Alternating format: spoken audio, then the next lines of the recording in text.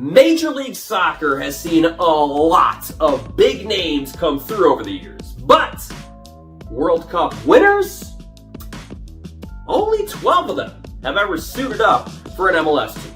So, let's go through them all and find out who flourished and who flopped.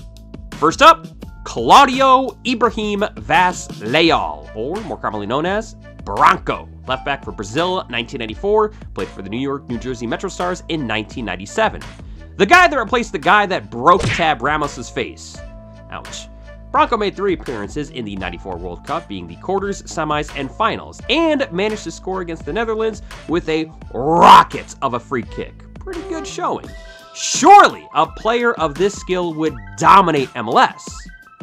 Right? No! No! Yeah, not so much. I mean, for one thing, other than this trading card, I could not find a single picture or clip of him online while playing for the Metro Stars.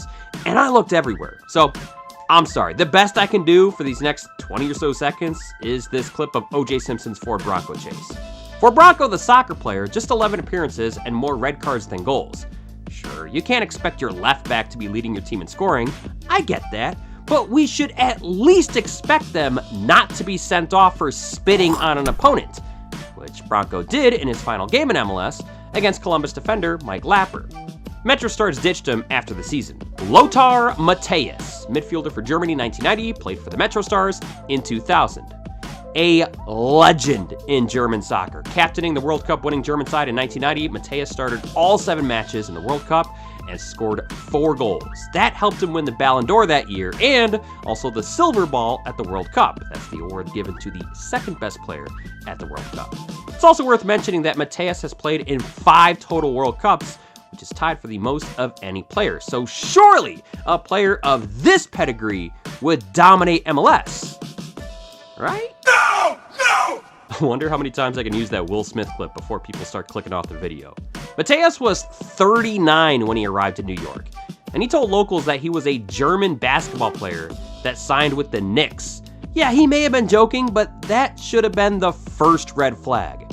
16 total appearances for the Metro Stars, no goals, but 1 trip to Saint-Tropez to go suntanning, when he was supposed to be rehabbing.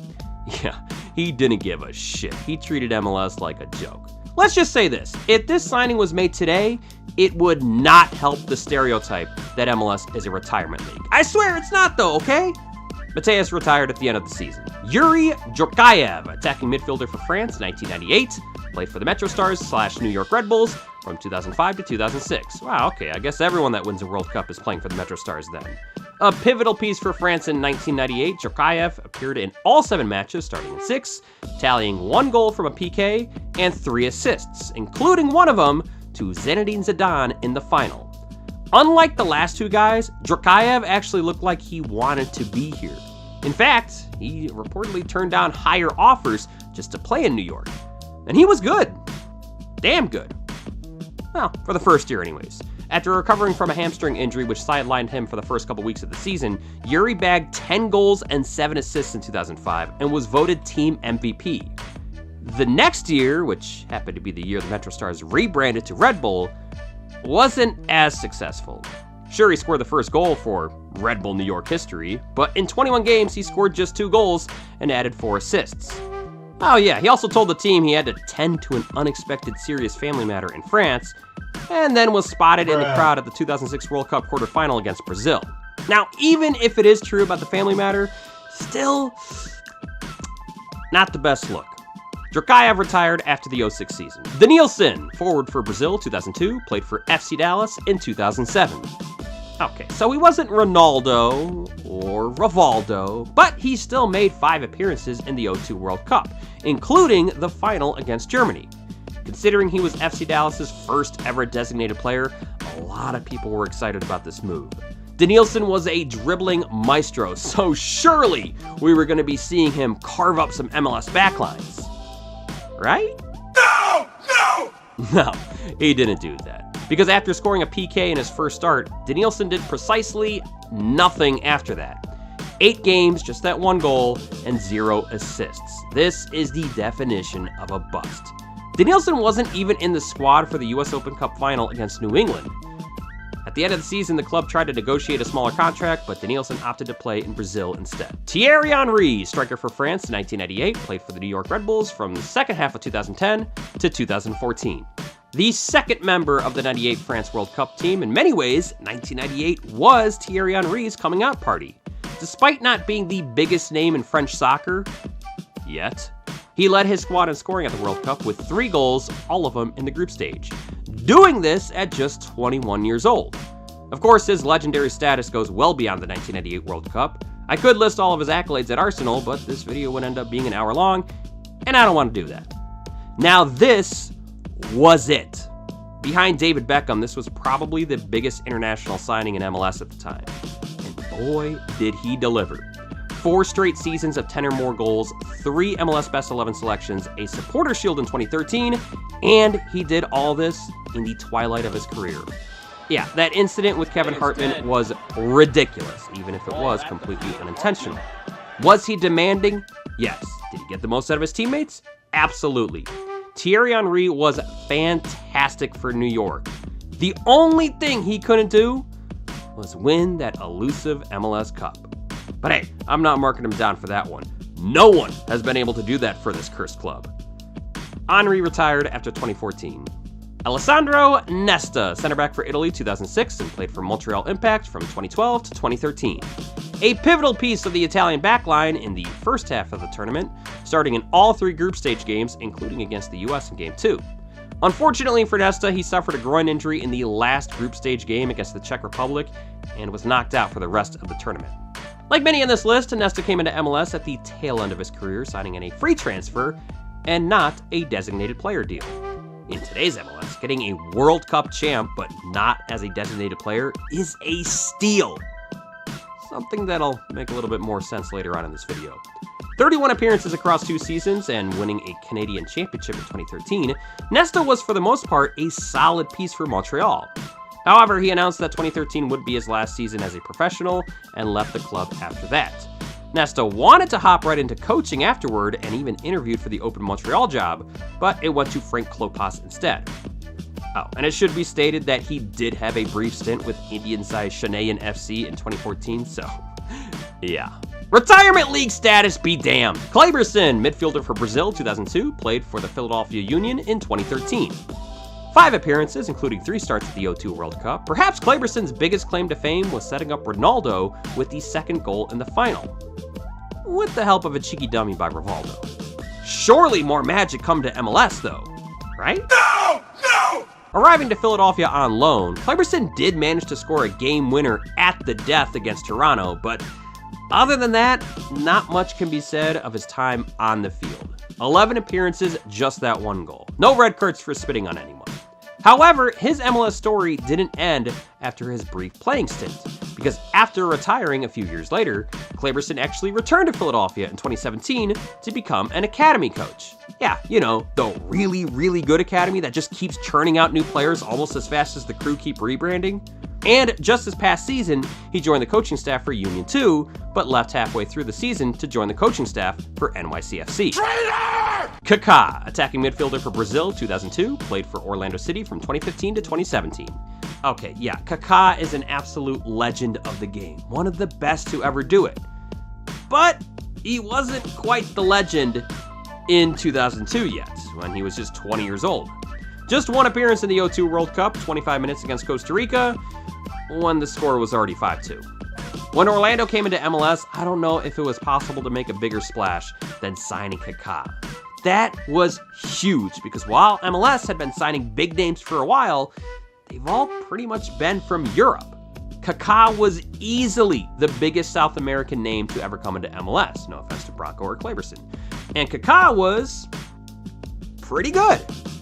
But his team, Orlando City, was pretty bad. Despite Kaka putting up solid numbers, Orlando never made the playoffs in his tenure. But he did manage to win MLS All-Star Game MVP, which, let's be honest, that's a little more important than some silly old Ballon d'Or he won in 2007. Kaka retired after 2017, but he still plays some beer league soccer from time to time.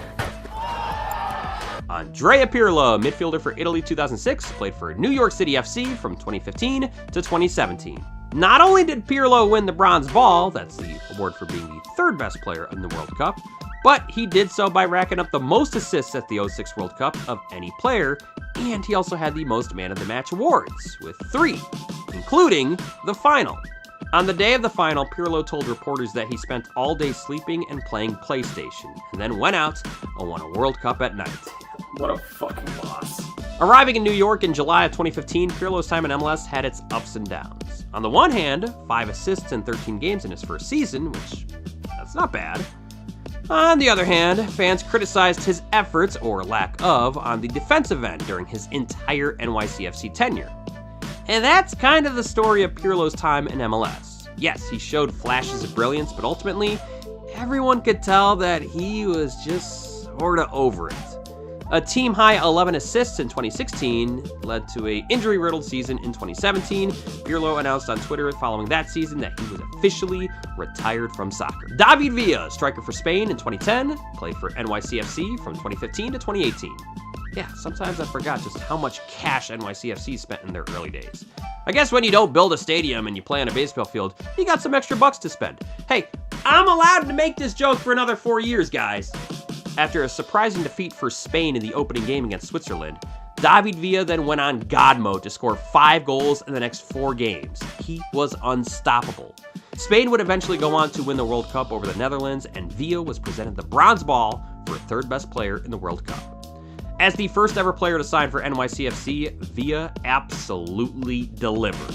77 goals, 26 assists across 4 seasons, 2 times MLS Best 11, and he was even named the 2016 MLS MVP. Sasha Kljestan totally got robbed, but that's besides the point. Perhaps the only thing missing from his time in MLS was postseason success. NYCFC made a habit of choking in the playoffs in their first couple of seasons, and even David Villa's magic wasn't enough to bring City to the promised land. After 2018, Villa played 2 more years in Japan and then retired. Bastian Schweinsteiger, midfielder for Germany 2014, and then played for my Chicago Fire from 2017 to 2019. After sitting out the first match of the World Cup with an ankle injury, Schweini eventually recovered and earned his spot back into the starting lineup. Schweinsteiger was the rock for Germany in the middle, and he was paramount to Germany's success. His bloody-ass face he received in the final is one of the iconic images of the entire World Cup. Even more epic than that was the fact that he didn't immediately pack his bags and leave after he was asked if he could win Chicago the World Cup. Let me rephrase.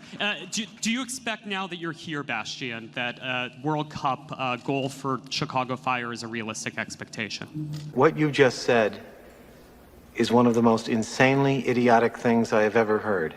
Schweinsteiger and Dax McCarty formed the best midfield in all of MLS in 2017. After years of failure, the Fire finally returned to the playoffs in 2017, and Schweinsteiger was a huge reason why. The future finally looked bright for the Fire. And then they went back to sucking. Head coach Veljko Paunovic felt he was out of options in the back, and then moved Schweinsteiger to choose center back. Yeah, World Cup winning midfielder. Let's play him on defense. Ultimately, it didn't pan out, as the Fire missed the playoffs in 2018 and 2019. Okay, so yeah, if you look at the whole picture, he only made the playoffs once, and they got immediately destroyed by the Red Bulls, but the reality is that the Fire probably don't make the dance in 2017, and probably get the wooden spoon in 2018 and 2019 without Schweinsteiger. Seriously, the Fire sucked, and he did everything he could. Schweinsteiger retired at the end of the 2019 season. And finally, the last World Cup winner to play in MLS, Blaise Matuidi, midfielder for France 2018, and played for Inter Miami from 2020 to 2021. A versatile piece for France in 2018, he started in 5 matches, including the World Cup final against Croatia. Of course, not the biggest name to come into MLS, but given his club and country resume, most recently playing for Juventus and Serie A, the fact that Inter Miami was able to sign him on a TAM contract was remarkable.